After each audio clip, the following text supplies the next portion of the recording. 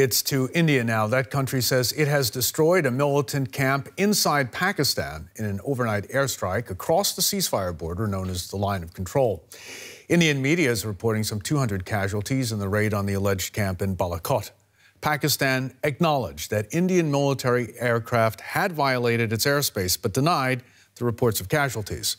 The strike comes amidst heightened tensions between the nuclear-armed neighbors after a militant attack killed 40 Indian troops in the disputed Kashmir region earlier this month. The Indian Foreign Secretary accused Pakistan of failing to take concrete action to dismantle the camps that arm and train hundreds of jihadis on its soil. He said Delhi acted on, quote, credible intelligence that Pakistan-based militants were plotting further suicide attacks across India. In the face of imminent danger, a preemptive strike became absolutely necessary.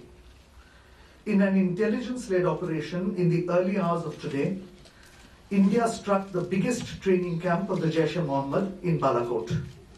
In this operation, a very large number of Jaish-e-Mohammed terrorists, trainers, senior commanders, and groups of jihadis who were being trained for Fidaiin action were eliminated. Let's get the very latest now from our correspondent, Nimisha Jaiswal, joining us from Delhi. Good morning to you, Nimisha. Can you tell us some more about these strikes, and does this mark a dangerous escalation?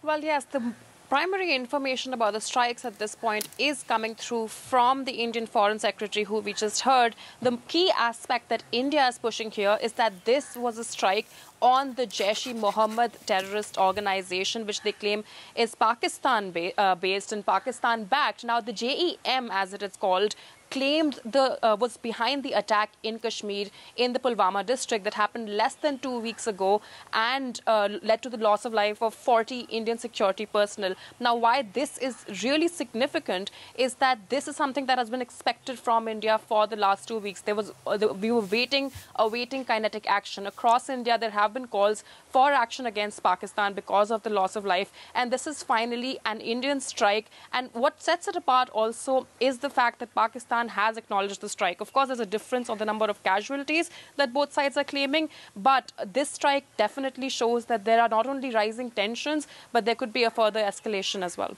Okay, a further escalation. There have been other strikes, haven't there?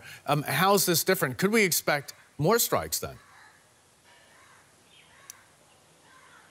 Well, what really sets this strike apart is the fact that the line of control, as you mentioned, which is a de facto line between Pakistan-administered or Pakistan-occupied Kashmir and Indian-administered Kashmir, that has been crossed. Now, it's really important. The last big war that happened between India and Pakistan in 1999, which we call the Kargil War, even then the line of control was not breached. This attack, once verified, the place where India says that this attack has happened is far into Pakistani territory. So this is significant because, if true, India has actually entered and done a strike across the LOC in Pakistani territory, which is why this escalation is expected. The last time, what sets this apart is that in 2016, Pakistan denied that an attack happened. This time, Pakistan has acknowledged it. Does this mean that Pakistan will be forced to respond? Already, Pakistani social media and media have started making calls. So this is definitely something that we'll have to watch closely. There is potential for further strikes on both hands. Nimisha Jaiswal joining us from Delhi. Thanks so very much.